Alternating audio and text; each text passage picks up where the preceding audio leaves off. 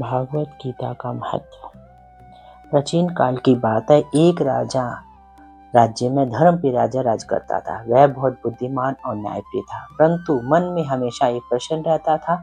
मैंने बहुत से शास्त्र पढ़े हैं, अनेक यज्ञ किए हैं, लेकिन मुझे अभी तक सच्चा आत्मज्ञान क्यों नहीं मिला।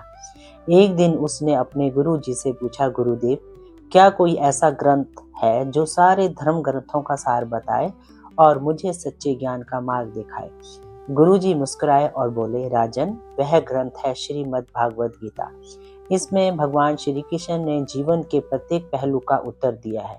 जो गीता को समझ लेता है वह दुखों से ऊपर उठ जाता है। राजा ने नम्रता से कहा, गुरुदेव, मैं गीता सुनना तो चाहता हूँ, पर इतना विशाल ग्रंथ मैं कहाँ से शुरू करूँ। गुरुजी ने कहा, राजन, गीता केवल शब्द नहीं है, वह अनुभव और आचरण है। इसे पढ़ो और जियो। राजा ने उसी दिन से नियम बनाया, वह प्रतिदिन गीता का एक अध्याय पढ़ेगा और उसके अनुसार आचरण करेगा। पहले दिन उसने अध्याय 2 सांख्य योग पढ़ा, जहाँ श्री कृष्ण कहते हैं, आत्मा न जन्म लेता है न कभी मरता है। यह श्लोक सुनते ही राजा के मन से मृत्यु का भय मिट गया। उसे लगा, मैं यह शरीर नहीं, आत्मा हूँ। दूसरे दिन उसने अध्याय 3 कर्म योग पढ़ा, जिसमें भगवान ने कहा, कर्म करो, फल की चिंता मत करो। राजा ने इस संदेश को अपनाया और राज्य के कार्य करते समय फल की चिंता छोड़ दी। अब उसके कार्य में आनंद और संतुलन आ गया था।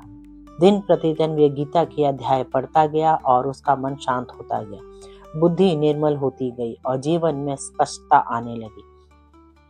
एक दिन वे अध्याय 18 पर पहुंचा, जहां भागवत में कहा गया, जो मनुष्य केवल मेरा स्मरण करता है वह मेरे स्वरूप को प्राप्त करता है।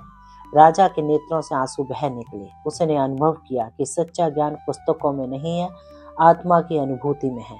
कुछ वर्षों के बाद राजा जब वृद्ध हुआ तो उसने गीता के ज्ञान के अनुसार राज्य अपने पुत्रों को सौंप दिया और वन में चला गया। वहां वह ध्यान में लीन होकर शांतिपूर्वक जीवन व्यतीत करने लगा।